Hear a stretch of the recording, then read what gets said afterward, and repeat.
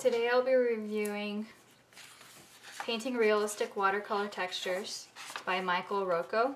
And this is actually not a very common watercolor instruction book, so it makes a very good art review, I think.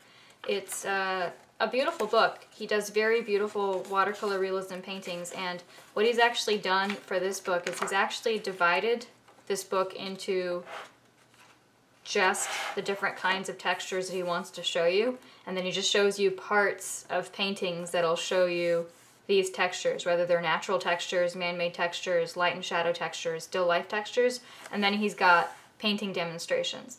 As always, painting demonstrations in most of these books don't show as many steps, so even though it's not the most thorough demonstration, it's actually still a pretty good demonstration. So let's look at an example of how he does this. For example, if he wants to teach you how to draw bare branches, he'll show you a finished painting he has of bare branches and a detail, and then he'll show you how he achieved that texture.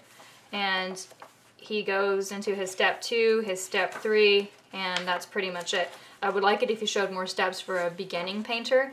For me, this is fine. For a beginning painter, they might be overwhelmed that this is only 3 steps. They might like it better if it was 6 steps.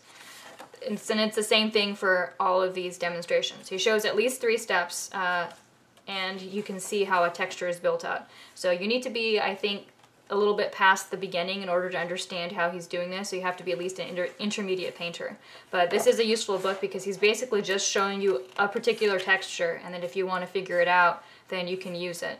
The one thing I can say about this is after you read the whole thing, what you realize is his secret to textures is basically doing everything that a photo printer would stipple for you. So that's how he gets his realism. He's not much of a blender, so he does that for something like clouds where he's doing wet into wet, but for everything else he's really more of a wet into dry.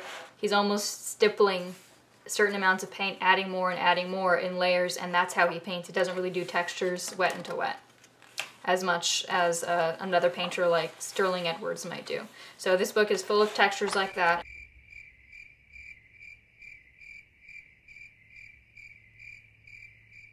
At the end, you end up having some demonstrations, and so for example, here's a demonstration 7, a holiday wreath, and it shows you 4 steps for that. Again, this might be too few steps.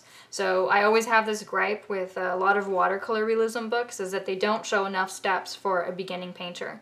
He does a better job than Mary White does in her book, but I would still have liked this book if he had more steps. I do think that this is a much more useful book, whereas I'm probably going to give my Mary White book away at some point. I would not give this book away because you can just flip to a texture and try to ascertain how you would do it based on how what he's shown you, and there is enough information there that you can do it. But this would be a much longer book. That's part of the argument, is that if you made this super long, then you would need more steps and fewer demonstrations. But I think if you are an intermediate painter, you understand that. If you're a beginning painter, you may not like that. But I would actually recommend this book, unlike the Mary White book, and this book is called Painting Realistic Watercolor Textures, and it gets a pretty decent review from me. And this is by Rocco.